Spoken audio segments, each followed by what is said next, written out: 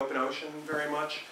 Where they do best is these big enclosed saltwater ponds like Wacoit Bay, Pompanesett Bay on Cape Cod, and like your Great Pond. If you have an environment where you're raising shellfish and there's lots of mummy chugs and whitebait and saltwater minnows for them to feed on, that's where they really thrive because that's really their food base. So they don't necessarily need to get out into the open ocean. They actually do much better in these kind of enclosed saltwater bays. Was it Jenny? Oh, Nelson. No, I wanted to ask you to ask people to identify themselves. Oh, that was Judy Bryant. Thank you. Ginny Jones. Ginny Jones. 2 questions. One, do you have any evidence that we have the sea-run brook trout up in our... We know for a fact that you have brook trout, but they can't make it out to sea. It's just like Red Brook. Okay. Steve Hurley, who's our fisheries biologist for the state, he works for Mass Division of Fish and Wildlife. He's mandated to come and sample every stream in his district at least once every 20 years. And he just had a crew over on the vineyard in August, and he sampled Millbrook. He didn't get over to Roaring Brook. He did. Did a tire swim up a middle road. Yep. Nelson, you were with him? No, I wrote a story. Yeah. There was an article in August about it. I read that. Yeah. So So to answer your question, you have a self-sustaining population of brook trout in the Mill Brook, as well as Roaring Brook and Tiasquam. Fulling Mill Brook. I think that's it. Yeah. Roaring, Fulling Mill, Paint Mill Brook. Right. Tiasquam Mill Brook. That's Yeah. 5. That's right. 5. Yeah. And I had a corollary question. Yeah. Which, you mentioned that some of these areas that have been restored were formerly cranberry bogs, and cranberry bogs tend to have applications of chemicals and other things that we don't want to think about, Right. but that do occur. And how has that affected the later restoration of the stream? That's a good question. That's a very good question, actually. What we found, before you ever do any of these restorations, you have to do an environmental impact study. And one of the things that they're looking for is they're looking for pollutants that can be released through the restoration that can affect shellfish beds and that sort of thing.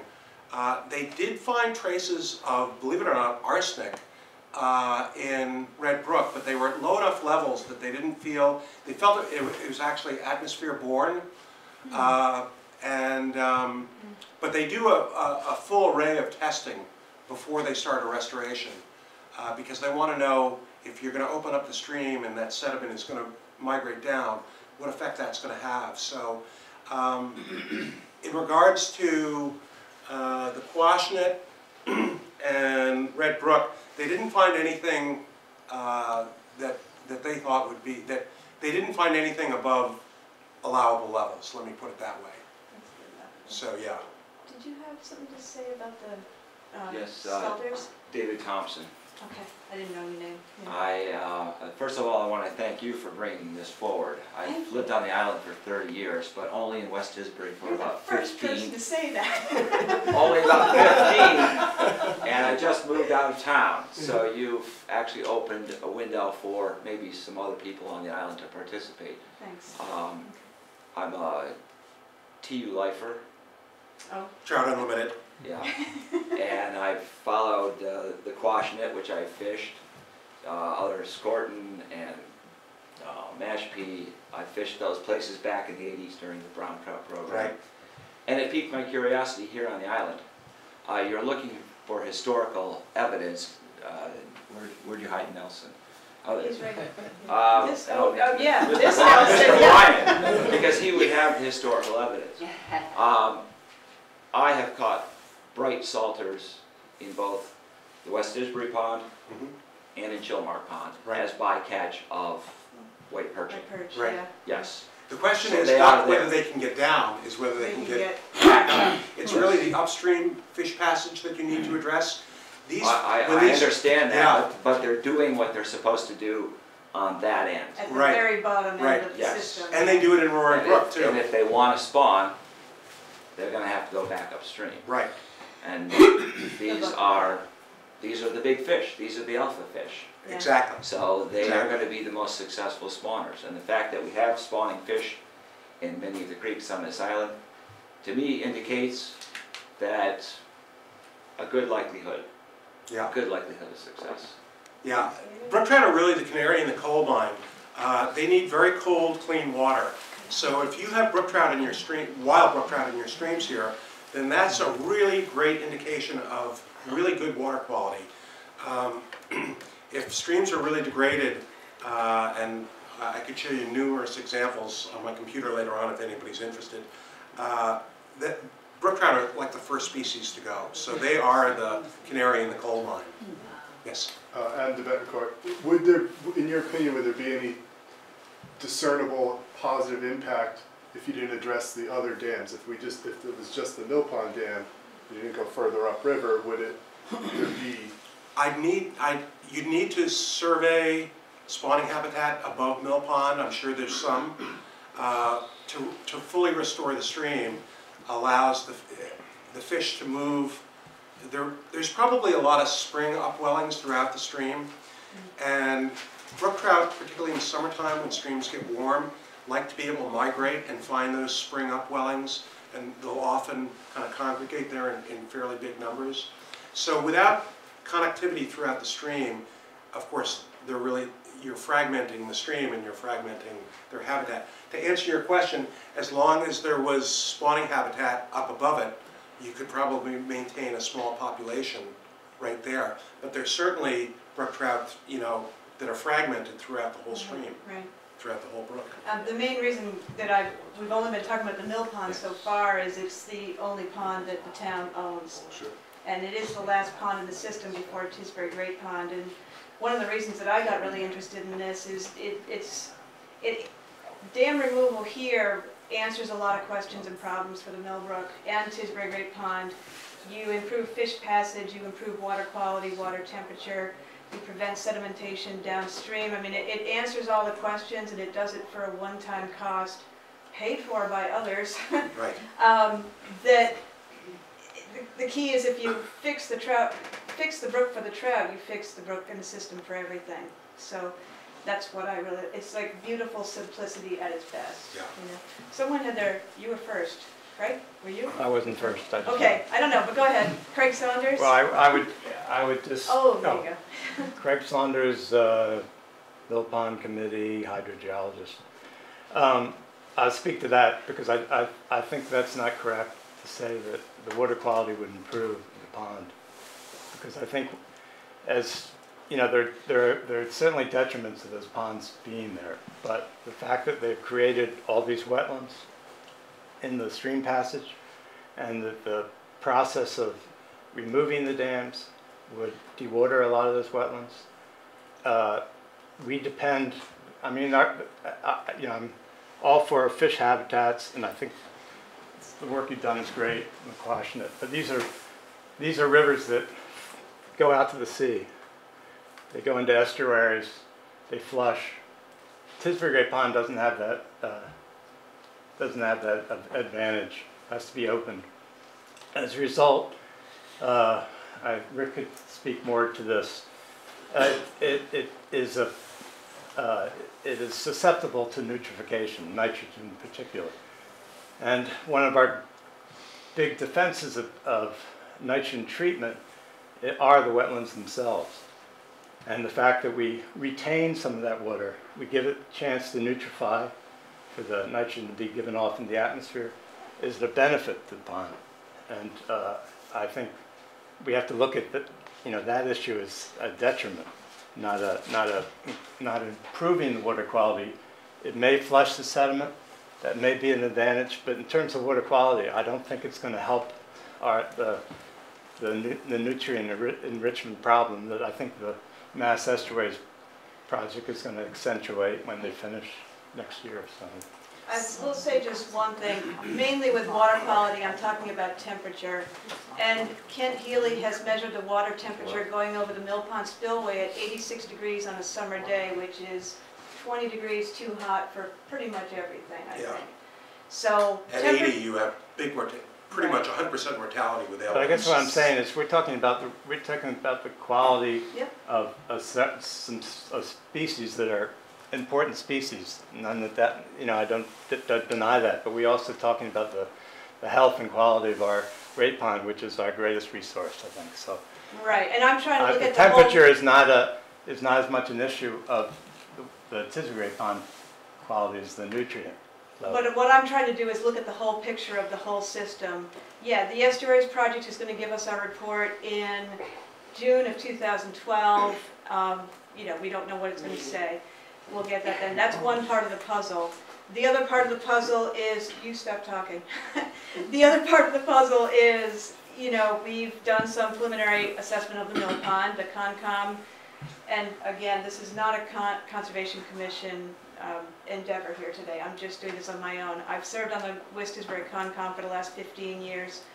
But the key is to look at the whole thing. It's, yeah, the Estuaries Project is going to be talking mostly, almost 100% about nitrogen. But I'm talking about, you know, water quality, nitrogen, fisheries, habitat, alewives, herring. I want to make the best decision at the mill pond that benefits the most things. That's what I'm after. So, Rick, and then B. Rick Carney. I'm the shellfish biologist with the Martha's Vineyard Shellfish Group. Excuse me, I've got a cold. Everybody's talking today. I had one last week. That's why I wasn't here. Yeah, that's why We've had you it were, for yeah. 3 months. And I'm also on the Mill Pond Committee. I just wanted to follow up on a couple things. I really appreciated your talk. I enjoyed it. Thank you. I am a shellfish biologist. I have been active in restoring some fish runs, most particularly the run at the head of the lagoon. So I see both sides. But I'd like to just bring up the fact that the ponds on Martha's Vineyard, probably the biggest threat to them is nutrient overload. And I think we have some indications that the ponds actually are quite effective nutrient sinks. And I would just caution that before we think about taking out these valuable tools with their ecological services of removing the nitrogen, that be considered. But that nitrogen's in the groundwater, correct? I mean, is that coming from your septic systems? It's similar to, your hydrology here is the same as on the Septic Cape. systems, Yeah. rain, acid rain. Right, right. I mean, it's there, and if you go onto the Mass Estuaries Program website, you'll see that they have actually, I think, suggested and recommended dikes and impoundments as a cheap means to reduce the nutrients. Right, right. So I think that's something that's got to Yeah, as a be town, considered. this is a decision you know, it's, I mean, the towns down island, where the estuaries program reports have come out, they're looking at $1 million studies for sewers. right. And you know, if we have some biological way to at least eliminate some of that nutrient, it would be valuable to the community. Well, one of those ways will probably be more frequent openings of the Great Pond itself, which I think they're doing in Eggertown now. Isn't that one of the things that came out of the Eggertown Great Pond Estuaries report? Well, as much as you can, Yeah. but I guess. I mean, we do have that option on Speak the to other that. end, is all I'm saying. Yeah. Can we have more openings? I'm Ken Healy. I'm caretaker of the Mill Pond Dam, but Get in I'm here, also Ken. a commissioner for the Riparian Pond Association. I'm basically in the decision-making process of when to cut the beach. Right. And it's been quite successful over the past 20 years. Yeah. And the pond, the Tisbury Great Pond remains open to the ocean about half the time, Right. between 40 and 50% of the time. So we've been done it quite well. I'm not sure how that affects the Yeah, I'm not a hydrologist. I'm not, you know, I'm a volunteer that became enamored with something that appeared to be lost in Massachusetts, the Seaman brook trout.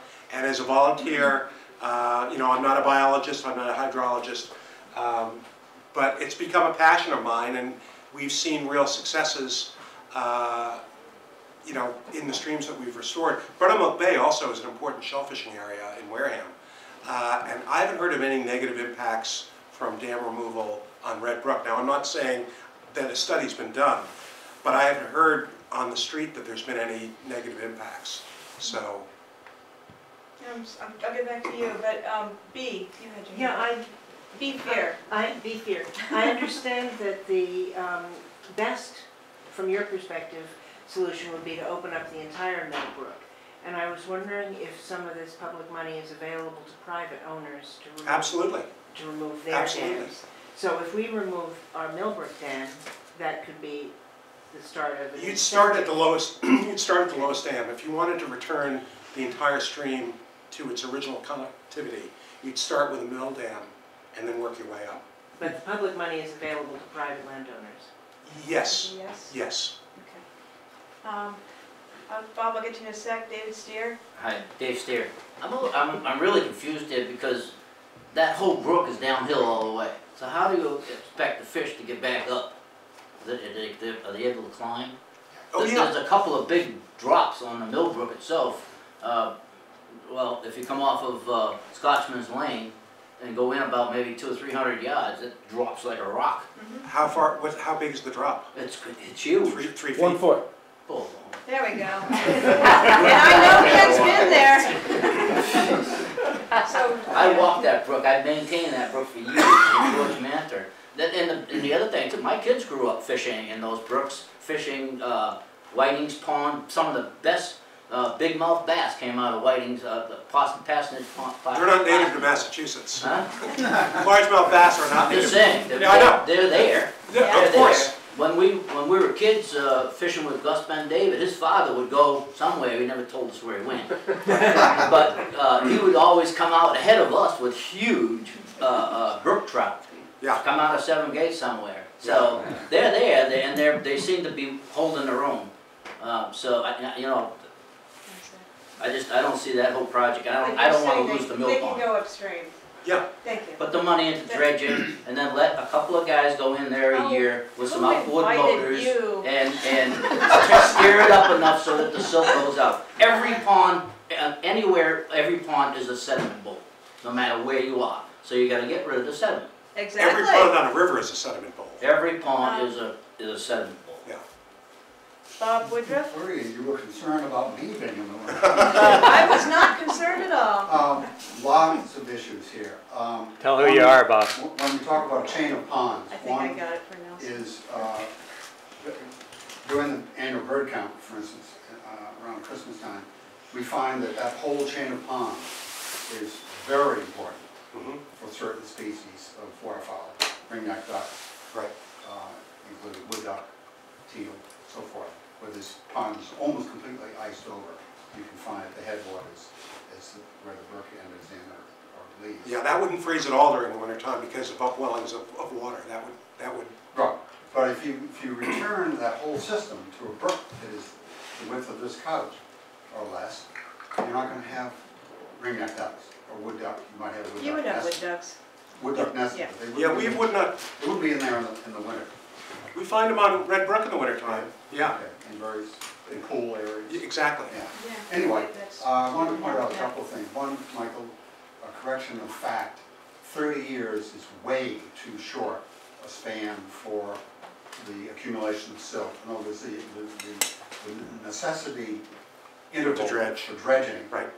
is now at 40 years and counting Okay. since we last did it. I saw it done in 1970 on the mill pond. Okay. And we're still hanging in there with it. We might get 50, 60 years. Our consultant who just completed our first engineering he has that. environmental study. I've read that. Yeah. Says for the kind of thing that we're thinking of putting in there, or kind of dredging and maybe a wetland complex. I saw that. Yeah, you as a community have to decide what you want to do. The only reason why I came was to present what had been done on other streams. Sure. It's not my decision. I don't live on that. Absolutely. It's collectively your decision. It's all about options and learning about it right now. I think it's a great project. You had your hand up again. I just David? wanted to revisit the nitrogen issues slightly. One of the qualifications I left out is I'm a wastewater plant operator. Awesome. My personal feeling about these small impoundments around here with their temperatures and their lack of aeration is that they're not very efficient units for nitrification, denitrification. Whereas flowing water is highly oxygenated. Aerated? Yeah, I think Oxygen is the key in the process where you take nitrogen